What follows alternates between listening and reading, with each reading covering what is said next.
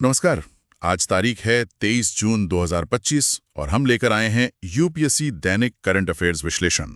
नमस्कार। आज हम सिर्फ ये नहीं देखेंगे कि क्या हुआ, बल्कि ये भी समझेंगे कि क्यों हुआ और इसका यूपीएससी के सिलेबस से क्या लेना देना है। बिल्कुल, ये विश्लेषण आपको प्रीलिम्स, मेंस और इंटरव्यू तीनों में मदद करेगा। रट्टा मारने की जरूरत नहीं। सही कहा। घटनाओं को जोड़ेंगे, कारण समझेंगे और आपकी एनालिटिकल स्किल्स को तेज करेंगे। तो चलिए शुरू करते हैं। पहला मुद्दा उठाते हैं भू राजनीति का। पश्चिम एशिया में हालात काफी गंभीर लग रहे हैं। हाँ, बहुत गंभीर। अमेरिका ने ईरान के परमाणु ठिकानों पर सीधा सैन्य हमला किया है, नतांज और फोर्डो पर। सीधा हमला मतलब ये प्रॉक्सी वॉर नहीं है अब? नहीं, बिल्कुल नहीं। इसे ऑपरेशन मिडनाइट हैमर का नाम दिया गया है। पेंटागन ने बंकर बस्टर बमों के इस्तेमाल की पुष्टि भी की है। ये बहुत बड़ी बात है। बाप रे। और ईरान का क्या जवाब है? ईरान ने जवाबी कार्रवाई की है और धमकियां भी दी है। माहौल बहुत तनावपूर्ण है। इसी बीच भारत ने तेजी दिखाई। हाँ, मैंने सुना ऑपरेशन सिंधु के बारे में। जी, ऑपरेशन सिंधु। इसके तहत भारत ने अपने 1400 से ज्यादा नागरिकों को वहां से सुरक्षित निकाला है। मानवीय पहलू बहुत महत्वपूर्ण है यहाँ। और वो होर्मुज जल डमरू मध्य, उस पर क्या असर पड़ सकता है? वही सबसे बड़ी चिंता है अर्थव्यवस्था के लिहाज से। होर्मुज जल डमरू मध्य, जो ईरान और ओमान के बीच है, अगर वो बंद होता है तो तेल का पूरा खेल बिगड़ जाएगा। बिल्कुल, दुनिया का बड़ा हिस्सा तेल वहीं से पाता है। भारत की ऊर्जा सुरक्षा के लिए ये बहुत ही नाजुक पॉइंट है, होर्मुज जल डमरू मध्य।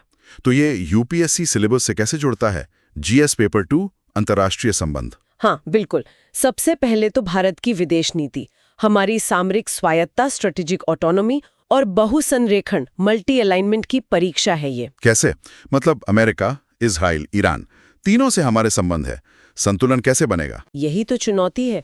अमेरिका के साथ हमारी व्यापक वैश्विक सामरिक साझेदारी है, इजराइल हमारा महत्वपूर्ण रक्षा और प्रौद्योगिकी भागीदार है, और ईरान ऊर्जा सुरक्षा और कनेक्टिविटी, चाबहार पोर्ट के लिए अहम है। ये तो वाकई बड़ी दुविधा है। तटस्थ रहना कमजोरी तो नहीं मानी जाएगी? ये एक बहुत बारीक रेखा है। फिर भारतीय डायस्पोरा का मुद्दा है। नागरिकों की सुरक्षा सर्वोपरि है, जैसा ऑपरेशन सिंधु में दिखा, और ऊर्जा सुरक्षा जिस पर हमने बात की। और वैश्विक सुरक्षा के लिहाज से वो ईरान परमाणु समझौता, JCPOA, NPT, इनका क्या होगा? उन पर भी सवालिया निशान लग गया है। ये घटना सिर्फ एक और संघर्ष नहीं है। कुछ एक्सपर्ट्स इसे वैश्विक सुरक्षा डायनामिक्स में एक बुनियादी बदलाव मान रहे हैं। बुनियादी बदलाव? कैसा बदलाव?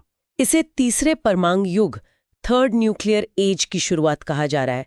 पहला युग था शीत युद्ध का, दूसरा अप्रसार प्रयासों का, और अब ये तीसरा, जहां एक परमाणु सीमांत राज्य पर उन्नत पारंपरिक हमला हो रहा है। अच्छा, तीसरा परमाणु युग मतलब परमाणु हथियार इस्तेमाल न करके भी परमाणु संतुलन को बिगाड़ा जा रहा है। हाँ, कुछ वैसा है।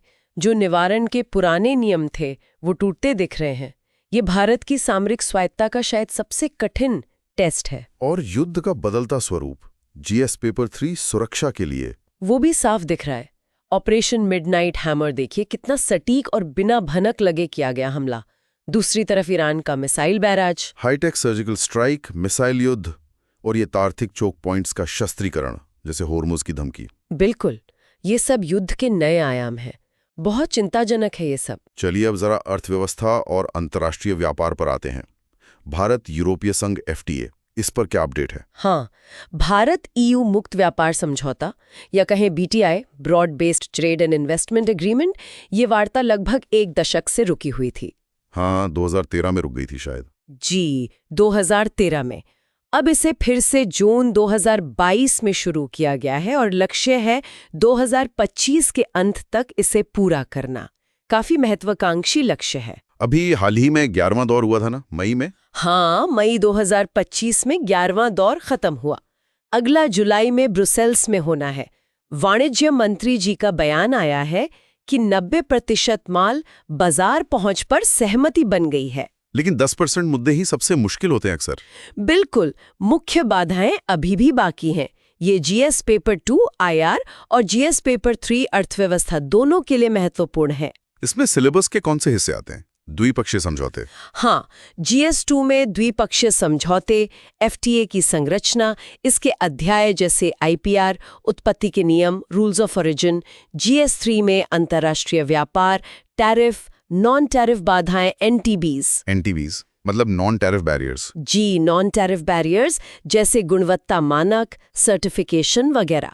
और WTO का JET समझौता यानी general agreement on trade and services, और उसके 4 मोड ऑफ सप्लाई। ये GATS के 4 मोड क्या हैं? ये अक्सर सुना है। इस पर आते हैं, ये बहुत महत्वपूर्ण है, खासकर भारत के लिए।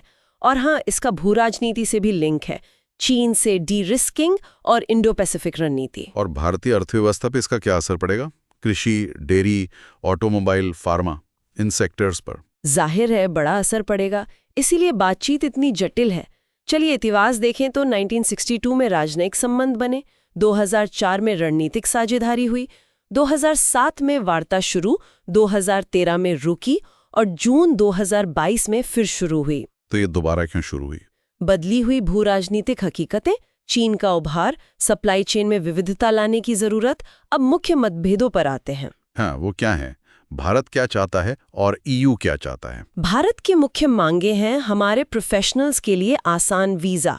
ये आता है GATS मोड 4 के तहत, मतलब हमारे लोग वहां जाकर काम कर सकें। अच्छा, GATS मोड 4 मतलब लोगों का मूवमेंट। बिल्कुल। फिर IT सेवाओं के लिए GDPR के तहत डेटा सिक्योर स्थिति, ये मोड 1 में आएगा। कपड़ा, परिधान, चमड़े पर 0 या कम टैरिफ, घरेलू डेयरी और कृषि का संरक्षण और CBAM जैसी नॉन टैरिफ बाधाओं का समाधान। और EU की मांगे?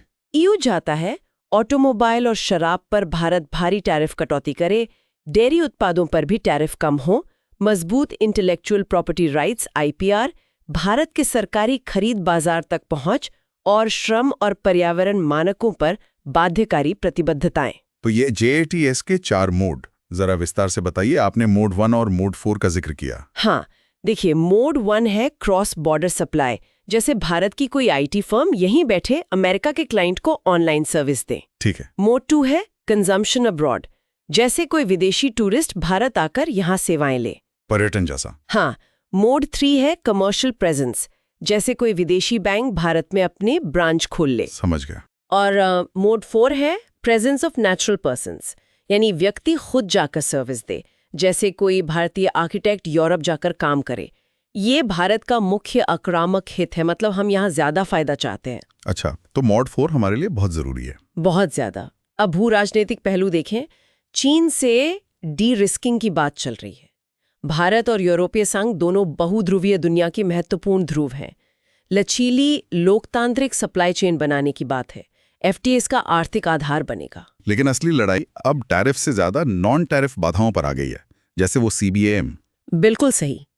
EU का carbon border adjustment mechanism CBM, इसे दोहराना जरूरी है। CBM ये कार्बन गहन आयातों पर एक तरह का टैक्स या लेवी है। भारत इसे ग्रीन प्रोटेक्शनिज्म कह रहा है। हाँ, भारत का मानना है कि ये पर्यावरण के नाम पर व्यापार रोकने का तरीका है। इस पर जो भी सहमति बनेगी वो भविष्य के व्यापार समझौतों के लिए एक मिसाल कायम करेगी। इसमें एक और दिलचस्प बात है, DGFT ने निर्यातकों के लिए निर्यात मोड बताना अनिवार्य कर दिया है। हाँ, ये इसलिए क्योंकि सेवाओं पर बातचीत के लिए खासकर मोड 4 और मोड 1 सरकार के पास डेटा की कमी थी।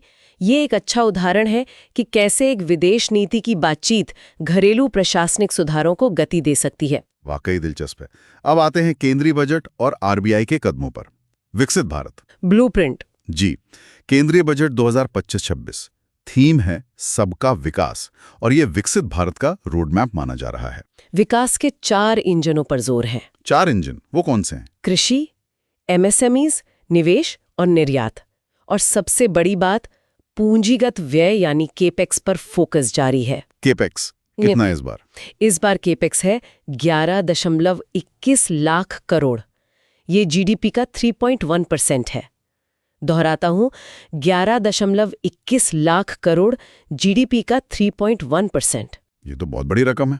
हाँ, और ये सिर्फ एक संख्या नहीं, ये एक नीतिगत बयान है। सरकार खपत संचालित कल्याणवाद से हटकर निवेश आधारित विकास की ओर जा रही है। उम्मीद है कि सरकारी निवेश से निजी निवेश को भी बढ़ावा मिलेगा, जिसे क्राउड इन इफेक्ट कहते हैं। और बजट में कुछ नए क्षेत्र भी हैं। हाँ, AI, शिक्षा पर जोर है और छोटे मॉड्यूलर रिएक्टर्स SMRS के लिए परमाणु ऊर्जा मिशन की भी बात है। और राजकोषीय घाटे का लक्ष्य क्या रखा है? फिस्कल डेफिसिट का लक्ष्य GDP का 4.4% है। इसे भी याद रखें, 4.4%। ये FRBM एक्ट के तहत आता है। अब RBI की बात करते हैं। मौद्रिक नीति में क्या हुआ? RBI की मॉनेटरी पॉलिसी कमेटी MPC ने रेपो रेट घटाकर 5.50% कर दिया है जून 2025 में। लेकिन इससे भी ज्यादा महत्वपूर्ण है डिजिटल लेंडिंग के लिए नए सख्त दिशा निर्देश। हाँ, ये लोन ऐप्स वाली दिक्कत तो बहुत बढ़ गई थी। बहुत ज्यादा। अनियंत्रित लोन ऐप्स की शिकारी प्रथाओं की अनगिनत शिकायतें थीं। अत्यधिक ब्याज दरें, डेटा का दुरुपयोग, जबरन वसूली, उत्पीड़न, यहाँ तक कि आत्महत्याएं भी हुईं। बहुत दुखद है ये। तो RBI के नए दिशा निर्देश क्या हैं? ये मध्य 2025 से प्रभावी होंगे। जी, पहला डायरेक्ट फंड फ्लो। पैसा सीधे उधारकर्ता और रेगुलेटेड एंटिटी जैसे बैंक या NBFC के खाते के बीच जाएगा। कोई तीसरा पक्ष, कोई पूल अकाउंट नहीं। अच्छा, बिचौलिए खत्म। हाँ। दूसरा, फिनटेक कंपनियां अब सिर्फ लेंडिंग सर्विस प्रोवाइडर्स LSPs के तौर पर काम कर सकती हैं, वो खुद उधार नहीं दे सकती। वो रेगुलेटेड बैंकों या NBFCs के लिए सर्विस देंगी। ठीक है। और पारदर्शिता? उसके लिए मानकीकृत की फैक्ट स्टेटमेंट KFS अनिवार्य होगा। सारी शर्तें साफ साफ बतानी होंगी। और डेटा गोपनीयता, ये सबसे बड़ा मुद्दा था। बिल्कुल, ये सबसे महत्वपूर्ण है। अब डेटा कलेक्शन के लिए स्पष्ट, ऑडिट योग्य और जरूरत आधारित सहमति लेनी होगी। फोन कॉन्टैक्ट्स, फाइलें, कॉल लॉग्स, इन सब तक एक्सेस प्रतिबंधित कर दिया गया है। ये तो बहुत अच्छा कदम है। हाँ, और डेटा भारत में स्थित सर्वर पर ही स्टोर करना होगा। ये बहुत कड़े नियम है। लेकिन इसका दूसरा पहलू भी होगा। क्या इससे लोन मिलना मुश्किल हो जाएगा? यही RBI का संतुलन साधने का प्रयास है। उपभोक्ता संरक्षण जरूरी है, लेकिन ये ऐप्स कहीं ना कहीं क्रेडिट गैप भी भर रहे थे, जहां पारंपरिक बैंक नहीं पहुंच पाते। तो अब नियम सख्त होने से अनुपालन लागत बढ़ेगी। छोटे लोन देना शायद फायदेमंद न रहे। हो सकता है। एक क्रेडिट वैक्यूम का खतरा है। कहीं ऐसा न हो कि सबसे कमजोर तबका फिर से अनौपचारिक साहूकारों के चंगुल में फंस जाए। ये एक रेगुलेटरी ट्रिलेमा है। नवाचार, वित्तीय समावेशन और उपभोक्ता संरक्षण, तीनों में संतुलन कैसे साधा जाए? इसमें एक और परत है, आपने बताया था DPDP एक्ट वाली। हाँ, ये बहुत दिलचस्प है। RBI का ये फ्रेमवर्क एक तरह से digital personal data protection act 2023 का शैडो इम्प्लीमेंटेशन है। DPDP एक्ट 2023 मतलब DPDP एक्ट के जो मूल सिद्धांत हैं, जैसे स्पष्ट सहमति, उद्देश्य सीमा, डेटा न्यूनीकरण, डेटा फिड्यूशरी की जिम्मेदारी, वो सब RBI के इन दिशा निर्देशों में झलकते हैं। तो RBI ने सरकार के सारे नियम नोटिफाई होने का इंतजार नहीं किया। लगता तो यही है। बैंकिंग और फिनटेक सेक्टर एक तरह से भारत के नए डेटा गोपनीयता शासन के लिए टेस्टिंग ग्राउंड बन रहा है। बहुत महत्वपूर्ण विश्लेषण है ये। चलिए अब पर्यावरण की ओर रुख करते हैं। हिमालय के ग्लेशियर, संयुक्त राष्ट्र की चेतावनी आई है। हाँ, ये बेहद चिंताजनक खबर है। संयुक्त राष्ट्र विश्व जल विकास रिपोर्ट 2025 आई है और इसमें क्रायोस्फीयर यानी बर्फीले इलाके जैसे पहाड़ और ग्लेशियर पर खास फोकस है। इन्हें वाटर टावर्स भी कहते हैं ना? बिल्कुल, दुनिया के जल टावर। रिपोर्ट कहती है कि इनके तेजी से पिघलने से 2 अरब से ज्यादा लोगों की पानी की सप्लाई को खतरा है। और हिंदू कुश हिमालय HKH क्षेत्र, जिसे तीसरा ध्रुव भी कहते हैं, वो एक गंभीर हॉटस्पॉट है। तीसरा ध्रुव पिघलने की रफ्तार कितनी तेज हुई है? पिछले दशक की तुलना में 65% ज्यादा तेजी से पिघल रहे हैं ग्लेशियर, और इससे ग्लेशियल लेक आउटबर्स्ट फ्लड्स यानी GLOFs का खतरा बढ़ रहा है। GLOFs मतलब ग्लेशियर की झील का फटना। हाँ, glacial lake outburst floods GLOFs। अनुमान है कि सदी के अंत तक इनका खतरा 3 गुना बढ़ सकता है। ये तो बहुत डरावना है। इसके पीछे ग्लोबल वार्मिंग तो है ही, और क्या कारण है? एक बड़ा कारण है ब्लैक कार्बन यानी कालिख का जमाव। ब्लैक कार्बन, ये क्या होता है? ये जीवाश्म ईंधन और बायोमास के अधूरे दहन से पैदा होता है, जैसे गाड़ियों या फैक्ट्रियों के धुएं से या पराली जलाने से निकलने वाली कालिख। ये जब सफेद बर्फ या ग्लेशियर पे जम जाता है तो बर्फ काली हो जाती है। हाँ, और काली चीज धूप ज्यादा सोखती है। सफेद बर्फ तो धूप को रिफ्लेक्ट कर देती है, जिसे एल्बेडो कहते हैं। लेकिन ब्लैक कार्बन जमने से एल्बेडो कम हो जाता है और बर्फ ज्यादा गर्मी सोखती है और तेजी से पिघलती है। अच्छा, तो ये ब्लैक कार्बन कितना जिम्मेदार है? कुछ स्टडीज के मुताबिक इस क्षेत्र में ग्लेशियर पिघलने के लिए ये 39% तक जिम्मेदार हो सकता है। ये CO2 से अलग है और इसका असर ज्यादा स्थानीय और तात्कालिक होता है। ये तो GS पेपर 1 भूगोल और GS पेपर 3 पर्यावरण और आपदा प्रबंधन दोनों के लिए महत्वपूर्ण है। बिल्कुल। भूगोल में हिमालय इकोसिस्टम, क्रायोस्फीयर, नदियां, सिंधु, गंगा, ब्रह्मपुत्र, मानसून सब जुड़ा है। और पर्यावरण में जलवायु परिवर्तन के प्रभाव, प्रदूषक जैसे ब्लैक कार्बन, CBDR का सिद्धांत, GLOFs जैसी आपदाएं और आपदा प्रबंधन। संकट का पैमाना कितना बड़ा है? ये वाटर टावर्स क्यों कहलाते हैं? क्योंकि HKH ग्लेशियर ही सिंधु, गंगा, ब्रह्मपुत्र जैसी विशाल नदी प्रणालियों को पानी देते हैं। दक्षिण एशिया में 800 मिलियन से ज्यादा लोग इन पर निर्भर हैं। 800 मिलियन? हाँ, और जिस रफ्तार से ये पिघल रहे हैं, हम पीक वाटर की तरफ बढ़ रहे हैं।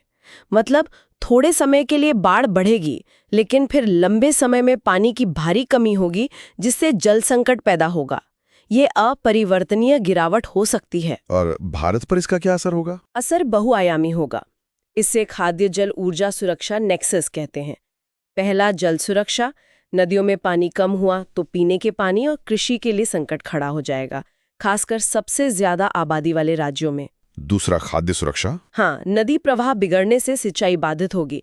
पंजाब, हरियाणा, यूपी जो हमारे अन्न भंडार हैं, वहाँ फसलें फेल हो सकती हैं। तीसरा, ऊर्जा सुरक्षा। हमारी हाइड्रो पावर परियोजनाएं, वो भी खतरे में है। तात्कालिक खतरा GLOF से है और लंबे समय में पानी की कमी से बिजली उत्पादन घटेगा। और चौथा, आपदा जोखिम, GLOF का खतरा। बिल्कुल। 2021 की चमोली और 2023 की सिक्किम आपदाएं GLOF के खतरे की गंभीर याद दिलाती हैं। पिघलने से अस्थिर हिमनद झीलें बन रही हैं या बढ़ रही हैं। ये तो वाकई एक दुष्ट समस्या, विकेट प्रॉब्लम लगती है। सब कुछ जुड़ा हुआ है। हाँ, ये क्लासिक उदाहरण है। एक जगह समाधान ढूंढो तो दूसरी जगह समस्या खड़ी हो सकती है। इसके लिए सिस्टम थिंकिंग अप्रोच चाहिए। तो भारत क्या कर रहा है इससे निपटने के लिए? भारत की प्रतिक्रिया बहुस्तरीय है। नीति स्तर पर जलवायु परिवर्तन पर राष्ट्रीय कार्य योजना NAPCC है, जिसके तहत हिमालयी पारिस्थितिकी तंत्र को बनाए रखने के लिए एक राष्ट्रीय मिशन NMSSHE है। और जमीनी स्तर पर? जमीनी स्तर पर राष्ट्रीय GLOF जोखिम न्यूनीकरण परियोजना NGRMP चल रही है। इसे दोहराता हूं, NGRMP। ये आपदा जोखिम न्यूनीकरण के लिए सेंडाई फ्रेमवर्क का अच्छा उदाहरण है। मतलब आपदा आने के बाद राहत देने के बजाय पहले से तैयारी। एग्जैक्टली। इसमें 3 मुख्य बातें हैं। पहला, जोखिम को समझना। केंद्रीय जल आयोग CWC 902 हिमनद झीलों की निगरानी कर रहा है और उनका रिस्क इंडेक्स बना रहा है। दूसरा, लचीलेपन में निवेश। टेक्नोलॉजी का इस्तेमाल करके अर्ली वार्निंग सिस्टम EWS लगाए जा रहे हैं। इसमें सेंसर, सैटेलाइट डेटा ISRO से और बाढ़ सिमुलेशन मॉडल CDAC द्वारा विकसित शामिल हैं। और तीसरा, तैयारी बढ़ाना। इसमें स्थानीय समुदायों को शामिल किया जा रहा है ताकि चेतावनी आखिरी व्यक्ति तक पहुंच सके। ये तो काफी व्यवस्थित लग रहा है। टेक्नोलॉजी आधारित, समुदाय समावेशी। हाँ, ये आधुनिक आपदा प्रबंधन का एक अच्छा मॉडल है। उम्मीद है ये प्रभावी होगा। चलिए अब कुछ अच्छी और उत्साहजनक खबर पर आते हैं। ISO और गगनयान। हाँ, ISO अध्यक्ष ने 2025 को आधिकारिक तौर पर गगनयान वर्ष घोषित किया है।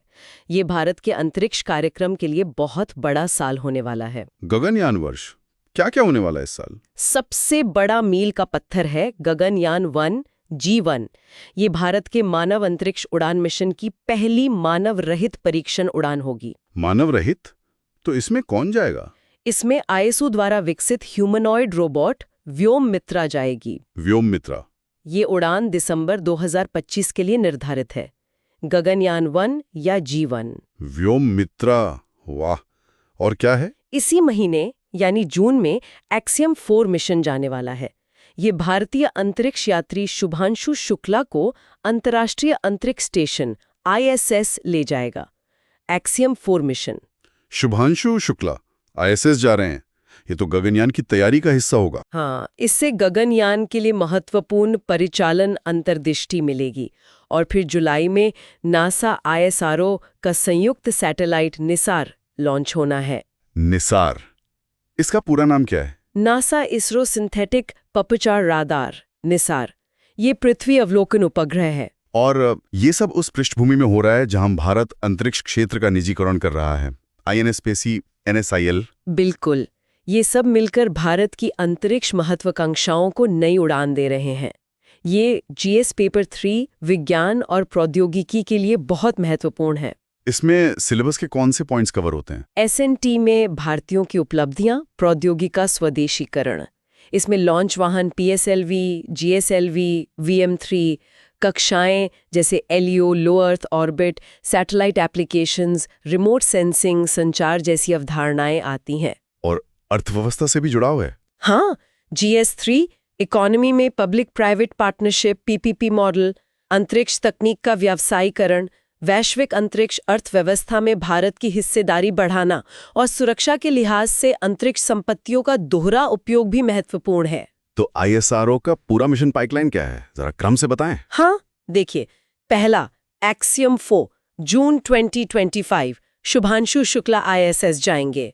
दूसरा NISR जुलाई 2025 नासा इसरो का संयुक्त उपग्रह। तीसरा गगनयान 1 G1 दिसंबर 2025 व्योममित्रा के साथ मानव रहित परीक्षण। ये तो 2025 की बात हुई। इसके बाद आएगा गगनयान 3 जो 2026 या शुरुआती 2027 में भारत की पहली चालक दल युक्त अंतरिक्ष उड़ान होगी। भारत ऐसा करने वाला चौथा देश बन जाएगा। चौथा देश। फिर चंद्रयान 4 2027। ये चंद्रमा से सैंपल वापस लाने वाला मिशन होगा।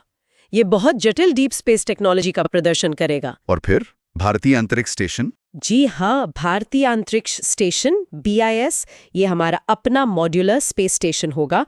पहला मॉड्यूल 2028 तक और पूरा स्टेशन 2035 तक बनाने का लक्ष्य है। अंतरिक्ष में भारत की निरंतर मानव उपस्थिति। ये तो बहुत ही महत्वाकांक्षी योजना है। इसके पीछे रणनीति क्या है? रणनीति ये है कि भारत का अंतरिक्ष कार्यक्रम अब सिर्फ मिशन आधारित नहीं रहा, बल्कि क्षमता आधारित बन रहा है। मतलब अब बुनियादी क्षमताएं बनाने पर फोकस है। जैसे गगनयान सिर्फ एक उड़ान नहीं है, ये मानव अंतरिक्ष उड़ान की पूरी क्षमता का निर्माण है। LVM-3 रॉकेट को ह्यूमन रेटिंग देना, जीवन रक्षक प्रणाली बनाना, crew escape system, space docking सीखना, ये सब भविष्य के भारतीय अंतरिक्ष स्टेशन जैसे लक्ष्यों के लिए बिल्डिंग ब्लॉक्स हैं। समझ गया। और निजीकरण का क्या रोल है इसमें? देखिए, वैश्विक अंतरिक्ष अर्थव्यवस्था $360 बिलियन से ज्यादा की है, पर भारत की हिस्सेदारी सिर्फ 2% के आसपास है। इसे बढ़ाने के लिए सरकार नियमित वाणिज्यिक काम निजी क्षेत्र को सौंप रही है। NSIL और INS स्पेस का यही काम है। हाँ, NSIL new space India limited ISRO की टेक्नोलॉजी का विपणन करती है और इन स्पेस निजी कंपनियों के लिए सिंगल विंडो एजेंसी है जो उन्हें रेगुलेट और प्रमोट करती है। इससे इसरो को ज्यादा चुनौतीपूर्ण रणनीतिक मिशनों पर ध्यान केंद्रित करने का मौका मिलता है। ये श्रम का रणनीतिक विभाजन है। बिल्कुल। और NISR मिशन का जिक्र करना चाहूंगा। ये दिखाता है कि भारत अब सिर्फ टेक्नोलॉजी का उपभोक्ता नहीं, बल्कि सह विकासकर्ता को डेवलपर बन गया है। नासा के साथ बराबरी की साझेदारी। हाँ, इसरो सिर्फ नासा का सैटेलाइट लॉन्च नहीं कर रहा। इसरो ने S-बैंड रडार, जो एक महत्वपूर्ण हार्डवेयर है, बनाया है और उसे नासा के L-बैंड रडार के साथ एक भारतीय सैटेलाइट बस पर एकीकृत किया जा रहा है। ये साझेदारी हमारी तकनीकी ताकत दिखाती है और ये टेक्नोलॉजी डिप्लोमेसी का भी एक शक्तिशाली उपकरण है। ये वाकई गर्व की बात है। अब सामाजिक न्याय के क्षेत्र में एक महत्वपूर्ण पहल पर आते हैं, नव्या योजना। जी, नव्या ये 24 जून 2025 को लॉन्च हो रही है। महिला एवं बाल विकास मंत्रालय MWCD और कौशल विकास और उद्यमिता मंत्रालय MSDE की एक संयुक्त पायलट पहल है। नव्या का फुल फॉर्म क्या है? Nurturing Aspirations Through Vocational Training for Young Adolescent Girls, नव्या। और इसका लक्ष्य क्या है? लक्ष्य है 16 से 18 साल की किशोरियां जिन्होंने कम से कम 10वीं कक्षा पास की हो, और मुख्य फोकस है उन्हें गैर पारंपरिक नौकरी भूमिकाओं, नॉन ट्रेडिशनल जॉब रोल्स में व्यावसायिक प्रशिक्षण देना। गैर पारंपरिक नौकरी भूमिकाएं मतलब ऐसी नौकरियां जहां पारंपरिक रूप से महिलाएं कम संख्या में रही हैं, जैसे इलेक्ट्रिशियन, प्लम्बर, राजमिस्त्री, ड्राइवर या फिर स्टेम क्षेत्रों में आधुनिक भूमिकाएं जैसे ईवी तकनीशियन, ड्रोन ऑपरेटर। अच्छा, मतलब सिर्फ सिलाई कढ़ाई या ब्यूटिशियन कोर्स नहीं। बिल्कुल, ये लिंग आधारित श्रम विभाजन को तोड़ने की कोशिश है। ये जीएस पेपर 2 सामाजिक न्याय शासन और जीएस पेपर 1 सामाजिक सशक्तिकरण दोनों के लिए प्रासंगिक है। इसमें सिलेबस के कौन से टॉपिक्स आते हैं? जीएस 1 में महिलाओं की भूमिका, चुनौतियां, जीएस 2 में कमजोर वर्गों के लिए कल्याणकारी योजनाएं, स्वास्थ्य, शिक्षा, मानव संसाधन, शासन में अंतर मंत्रालयी अभिसरण, एनजीओ एसएचजीज की भूमिका, और जीएस 3 अर्थव्यवस्था में कौशल विकास और महिला श्रम बल भागीदारी दर FLFPR से इसका लिंक। नव्या किस समस्या का समाधान करना चाहती है? भारत में किशोरियां कई समस्याओं से जूझती हैं। लिंग भेदभाव, गरीबी, सुरक्षा की कमी, जल्दी शादी का दबाव। करीब 40% लड़कियां माध्यमिक शिक्षा पूरी करने से पहले स्कूल छोड़ देती हैं। ये एक अस्वीकृति का चक्र बन जाता है और अंतरपीढ़ी गरीबी बनी रहती है। ये वाकई गंभीर स्थिति है। तो पिछली योजनाओं से नव्या कैसे अलग है? किशोरी शक्ति योजना, साबला जैसी योजनाएं भी तो थी। और जीवन कौशल पर था। उनका उद्देश्य लड़कियों को सशक्त करना था। नव्या एक कदम आगे जाती है। ये सिर्फ सशक्तिकरण नहीं बल्कि प्रत्यक्ष आर्थिक एजेंसी, इकोनॉमिक एजेंसी को बढ़ावा देने पर केंद्रित है। और ये गैर पारंपरिक आजीविका NTLs के जरिए होगा। NTLs जी, नॉन ट्रेडिशनल लाइवलीहुड्स, NTLs। जब एक लड़की इलेक्ट्रिशियन या ड्रोन ऑपरेटर बनती है तो ये उसे सिर्फ आय नहीं देता बल्कि समाज में, परिवार में शक्ति संतुलन को भी बदलता है। ये सामाजिक कल्याण से आर्थिक परिवर्तन की ओर एक छलांग है। ये तो बहुत अच्छी सोच है, लेकिन क्या ये सफल होगी? पिछले कौशल कार्यक्रमों में क्या दिक्कतें थी? सफलता सिर्फ ट्रेनिंग मॉड्यूल पर निर्भर नहीं करेगी। सरकार को एक सहायक इकोसिस्टम बनाना होगा।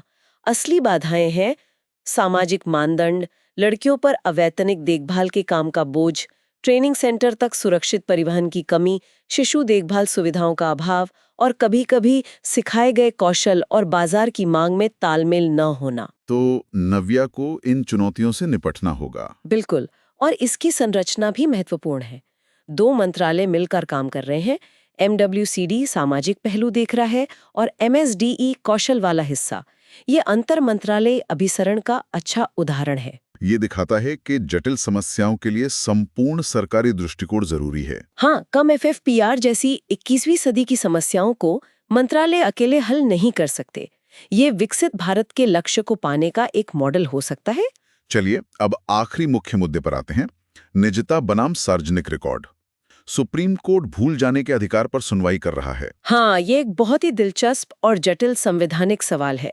सुप्रीम कोर्ट भूल जाने के अधिकार, right to be forgotten, RTBF के दायरे और सीमाओं की जांच करने पर सहमत हो गया है। RTBF मामला क्या है? मामला यह है कि एक कानूनी समाचार पोर्टल है इंडियन कानून।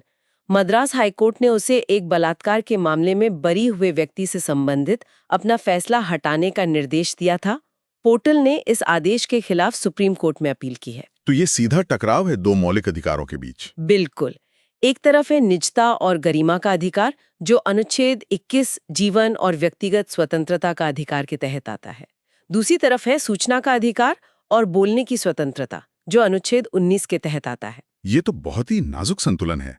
इसमें सिलेबस के कौन से हिस्से आते हैं? जीएस पेपर 2 राजनीति और शासन। इसमें मौलिक अधिकार केंद्र में है।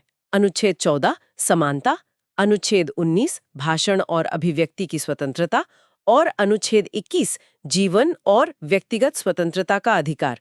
इनको याद रखना जरूरी है। अनुच्छेद 14, 19, 21 और सामंजस्यपूर्ण निर्माण का सिद्धांत, डॉक्ट्रिन ऑफ हार्मोनियस कंस्ट्रक्शन, साथ ही संविधान की व्याख्या में न्यायपालिका की भूमिका, न्यायिक सक्रियता, शक्तियों का पृथक्करण और प्रासंगिक अधिनियम जैसे RTI एक्ट 2005, IT एक्ट 2000 और नया डिजिटल व्यक्तिगत डेटा संरक्षण DPDP एक्ट 2023। ये भूल जाने का अधिकार या RTBF आया कहाँ से? संविधान में तो लिखा नहीं है।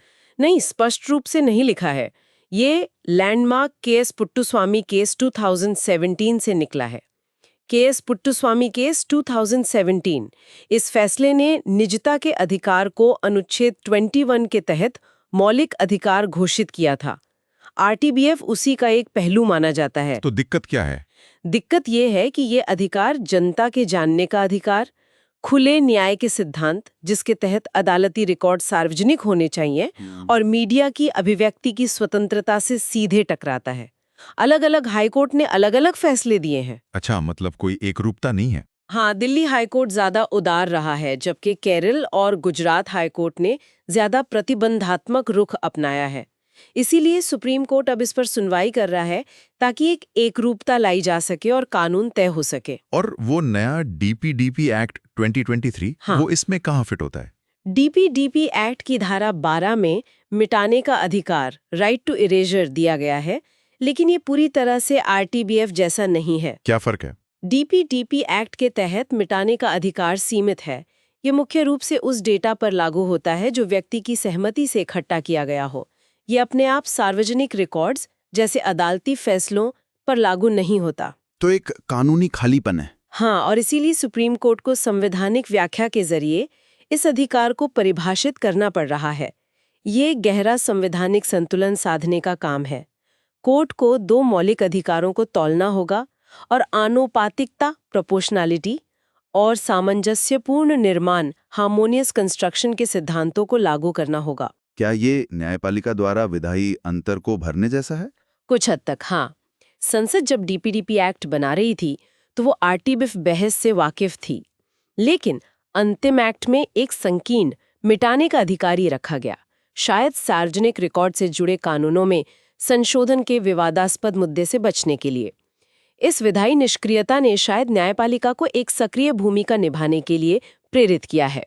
ये बहस असल में है किस बारे में? प्रतिष्ठा और गरिमा के बारे में? हाँ, डिजिटल युग में प्रतिष्ठा और गरिमा का क्या मतलब है, ये उसे फिर से परिभाषित करने के बारे में है।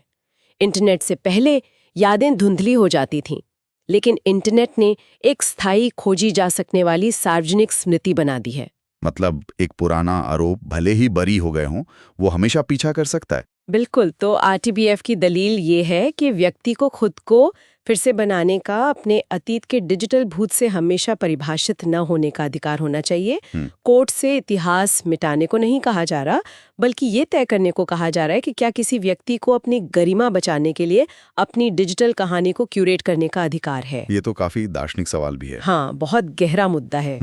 चलिए अब जल्दी से आज के मुख्य बिंदुओं को प्रीलिम्स के नजरिए से दोहरा लेते हैं। Quick fact. ठीक है। Operation midnight hammer. ईरान के परमाणु स्थलों पर अमेरिकी सैन्य अभियान, जून 2025। ऑपरेशन सिंधु। युद्धग्रस्त ईरान से भारतीय नागरिकों की निकासी मिशन। हॉर्मुस जलडमरू मध्य। ईरान और ओमान के बीच महत्वपूर्ण तेल चोक पॉइंट। GATS mode 4। प्राकृतिक व्यक्तियों की आवाजाही, सेवा व्यापार वार्ता में भारत की प्रमुख मांग। CBAM। Carbon border adjustment mechanism, carbon गहन आयात पर यूरोपीय संघ का ग्रीन टैरिफ। केंद्रीय बजट 2025-26 कैपेक्स 11.21 लाख करोड़ रुपए, जीडीपी का 3.1%। राजकोषीय घाटा लक्ष्य 2025-26, जीडीपी का 4.4%। Nisar. NASA ISRO synthetic aperture radar, L band NASA और S बैंड इसरो रडार के साथ संयुक्त पृथ्वी अवलोकन उपग्रह। व्योम मित्रा। ISRO द्वारा विकसित महिला ह्यूमनॉइड रोबोट मानव रहित गगनयान 1 मिशन पर उड़ान भरने वाली है। नाविया योजना। गैर पारंपरिक आजीविका में किशोरियों को कौशल प्रदान करने के लिए MWCD और MSDE की संयुक्त पहल। KS पुट्टुस्वामी मामला 2017। सुप्रीम कोर्ट का फैसला जिसने निजता के अधिकार को अनुच्छेद 21 के तहत मौलिक अधिकार घोषित किया। बहुत बढ़िया। तो आज हमने कई महत्वपूर्ण मुद्दों पर विस्तार से चर्चा की। अब इन सबको जोड़कर देखते हैं। हाँ, बड़ी तस्वीर देखें तो दुनिया बदल रही है। पश्चिम एशिया में भू राजनीति के पुराने नियम बदल रहे हैं, ब्रुसेल्स में वैश्विक व्यापार की प्रकृति बदल रही है, सुप्रीम कोर्ट में निजता की परिभाषा गढ़ी जा रही है। और इन सब में एक कॉमन धागा क्या है? मेरे ख्याल से दो हैं, प्रौद्योगिकी और भू राजनीति। आप देखिए, ईरान पर हमला, FTA और CBAM, RBI के डिजिटल लेंडिंग नियम, इसरो के मिशन, हिमालय में ब्लैक कार्बन और GLOF मॉनिटरिंग, RTBF का मुद्दा, हर जगह टेक्नोलॉजी और जियोपॉलिटिक्स का दखल है। सही बात है। ये नई हकीकत है जिसे भविष्य की नीति निर्माताओं को समझना और संभालना होगा। बिल्कुल। समाधान भी टेक्नोलॉजी सक्षम और भू राजनीतिक रूप से जागरूक होने चाहिए। यहाँ मुझे केपीएस मेनन का एक उदाहरण याद आ रहा है। कूटनीति की कला एक चिपचिपी विकेट पर बल्लेबाजी करना है। क्या बात है, बिल्कुल सटीक। आज भारत पश्चिम एशिया में व्यापार वार्ताओं में और घरेलू प्राथमिकताओं को संतुलित करने में एक बहुत ही चिपचिपे विकेट पर बल्लेबाजी कर रहा है। और जो लोग यूपीएससी की तैयारी कर रहे हैं, परीक्षा पास करने के बाद उनका काम राष्ट्र के लिए वही शानदार पारी खेलना सीखना होगा। प्रेरणादायक बात कही आपने। अब एक यूपीएससी ट्विस्ट देते हैं। हाँ, मेंस के लिए एक संभावित प्रश्न। सोचिए, यूपीएससी सिर्फ ये नहीं पूछेगा कि नव्या योजना क्या है। वो क्या पूछेगा? वो शायद पूछेगा, कल्याण आधारित सशक्तिकरण से गैर पारंपरिक आजीविका के माध्यम से आर्थिक एजेंसी में बदलाव भारत की लैंगिक नीति में एक महत्वपूर्ण विकास को चिन्हित करता है। इस संक्रमण के लिए एक उपकरण के रूप में नाव्या योजना का समालोचनात्मक विश्लेषण करें, उन प्रणालीगत चुनौतियों पर प्रकाश डालते हुए जो इसके नवीन दृष्टिकोण के बावजूद इसकी सफलता में बाधा डाल सकती हैं। ये तो सोचने पर मजबूर करता है। सिर्फ योजना का विवरण नहीं, बल्कि नीति का विकास, एनटीएलएस की अवधारणा और वो प्रणालीगत चुनौतियां जिनका हमने जिक्र किया, उन सबका विश्लेषण करना होगा। बिल्कुल, यही विश्लेषण का स्तर है जो विकसित करने की जरूरत है। तो ये थी आज की हमारी विस्तृत चर्चा। उम्मीद है ये सभी सुनने वालों के लिए उपयोगी रही होगी। पढ़ते रहें, जिज्ञासु बने रहें और डॉट्स कनेक्ट करते रहें। इस विस्तृत विश्लेषण को दोबारा सुनें ताकि सभी महत्वपूर्ण बिंदु आपके दिमाग में अच्छी तरह बैठ जाएं। ये न केवल आपकी यूपीएससी तैयारी के लिए, बल्कि जीवन में एक सूचित नागरिक बनने के लिए भी फायदेमंद है। और अगर आपको ये चर्चा उपयोगी लगी तो सुन लो यूपीएससी यूट्यूब चैनल को लाइक, शेयर और सब्सक्राइब करना न भूलें। अपनी टिप्पणियां नीचे जरूर दें, हमें इंतजार रहेगा। हाँ, आपकी प्रतिक्रियाएं हमें बेहतर करने में मदद करती हैं और अगर आपको हमारा काम वाकई पसंद आया तो आप सुपर थैंक्स भेजकर हमें सहयोग भी कर सकते हैं। तो आज के लिए इजाजत। जय हिंद। जय हिंद।